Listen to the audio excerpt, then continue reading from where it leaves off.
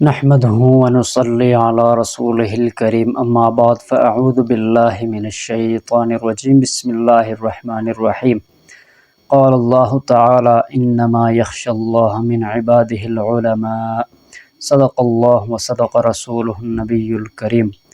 معزز سامعین و ناظرین، آج ہمارا جو پیغام ہے یہ میری اپنی تعلیمی سفر کے حوالے سے ہے کہ میں آج کے دن بہت زیادہ خوش ہوں اور اللہ رب ذوالجلال کا شکر گزار ہوں۔ اللہ رب ذوالجلال نے مجھے وہ نعمت عطا فرمائی ہے کہ اگر میں پوری زندگی بھی اللہ رب ذوالجلال کا شکر ادا کرتا رہوں یہ کم ہوگا۔ میں اس نعمت پر سب سے پہلے اللہ رب ذوالجلال کا شکریہ ادا کرتا ہوں کہ اللہ رب ذوالجلال نے مجھے توفیق عطا فرمائی۔ اس کے بعد میرے ماں باپ اور رشتہ دار جنہوں نے بھی مجھے اس راہ پر چلنے کی تلقین کی، یہ علم انہوں نے اس علم کی طرف مجھے دھکیلا، میں ان سب کا شکریہ ادا کرتا ہوں۔ اللہ رب ذوالجلال ان کو جزائے خیر عطا فرمائے۔ جی ناظرین، الحمدللہ آپ لوگوں کی دعاؤں سے جو تعلیمی سفر کا سلسلہ تھا 8 سال کا، وہ کل جو ہے بروز بدھ تو ایک دن پہلے اللہ رب ذوالجلال کے حکم سے اپنے اختتام کو پہنچ گیا۔ اس میں آپ سب حضرات کی دعائیں شامل ہے، ہمارے اساتذہ کرام کی دعائیں شامل ہے، بزرگوں کی دعائیں شامل ہے۔ اللہ رب ذوالجلال اس علم کو ہم سب کے لیے نافع بنائے اور اس علم پر عمل کرنے کی توفیق عطا فرمائے۔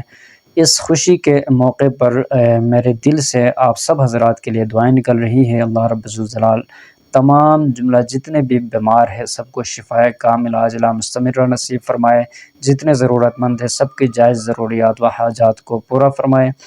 اللہ رب ذوالجلال نے مجھے علوم نبوت سے سرفراز فرمایا، میں بہت زیادہ اللہ رب ذوالجلال کا شکریہ ادا کرتا ہوں۔ اللہ رب ذوالجلال مجھے اس علم پر عمل کرنے کی توفیق عطا فرمائے اور دین مبین پر استقامت کے ساتھ عمل کرتے ہوئے زندگی گزارنے کی توفیق عطا فرمائے۔ اس علم کو ہم سب کے لیے نجات کا ذریعہ بنائے۔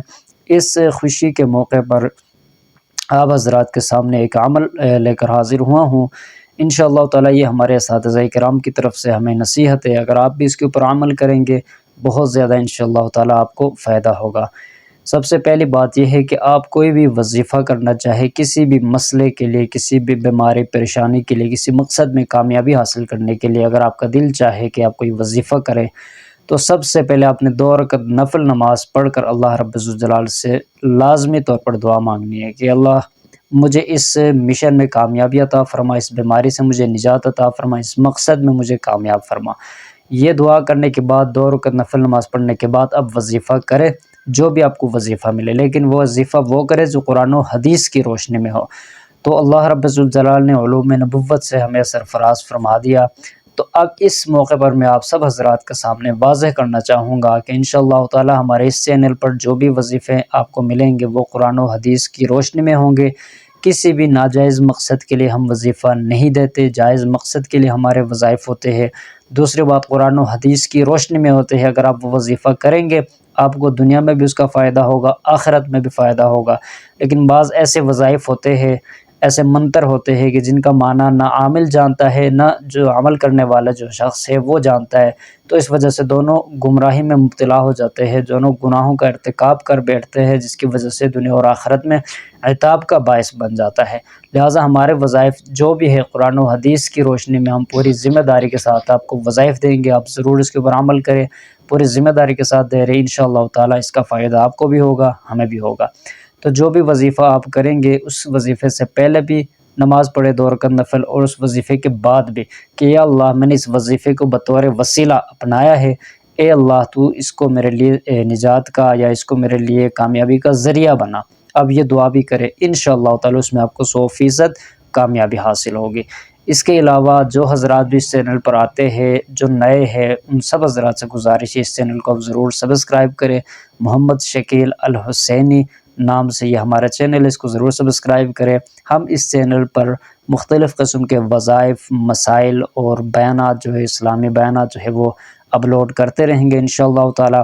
آپ کو بھی فائدہ ہوگا اور آپ کے دوست احباب کو بھی فائدہ ہوگا۔ دوسروں کے ساتھ لازمی شیئر کریں۔ اللہ رب ذوالجلال حق بات کہنے کی اور ہم سب کو عمل کرنے کی توفیق عطا فرمائے۔ وما علینا الا البلاغ المبین۔